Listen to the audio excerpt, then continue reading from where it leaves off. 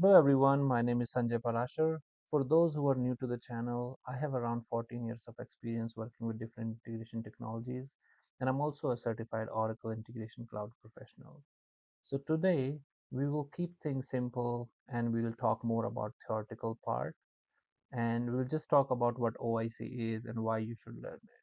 Oracle Integration Cloud (OIC) is a cloud-based platform that helps organizations connect different systems and automate business processes. It provides multiple features like process automation, visual builder, etc. But the core and most commonly used feature is integration.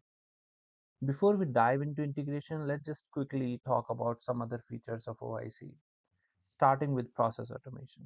Process automation is used to build human-centric business workflows such as approvals and task-based processes. It supports human tasks, decision rules, forms, approvals, etc. It needs to be enabled separately after OIC is provisioned and has its own designer and runtime workspace. We will not cover it in this particular tutorial series. This tutorial series will be dedicated to integrations, OIC's integration feature. Another feature is Visual Builder that allows you to create custom web and mobile applications. It has a drag and drop UI designer, and users can extend using HTML, JavaScript, and CSS, etc. This will also not be covered under this tutorial series. Third is Embedded File Server. This is a secure built-in file server and is commonly used within integrations.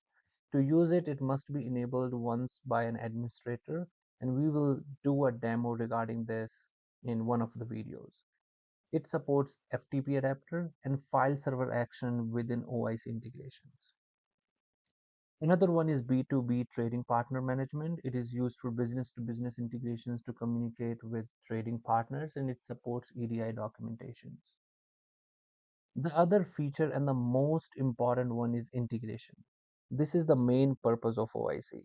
It is used to connect applications and systems. It comes with pre-built adapters, and I plan to cover almost everything as part of this tutorial series. If you follow this series from start to end, you will be able to pass your OIC certification.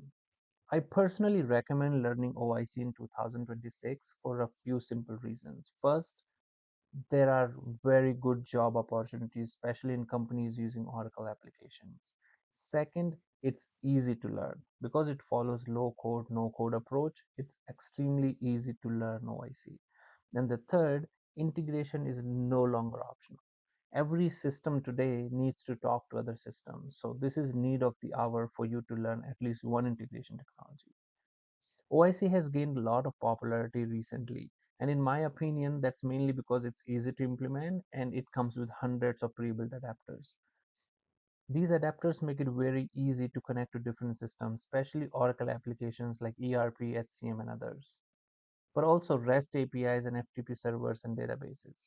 So if you're looking to get into integration or cloud-based integration, OIC is a very good place to start. And if you already have experience with other integration tools like SOA or MuleSoft or OSB, then learning OIC will be a pretty straightforward for you. In the next video, I'll show you how you can get started for free by creating a trial account and provision your own OIC instance. In this tutorial series, we will cover everything step by step. Different types of integrations like application driven, scheduled, or event based integration, flow controls and actions inside an integration, and also how to connect to on prem systems using OIC connectivity agents.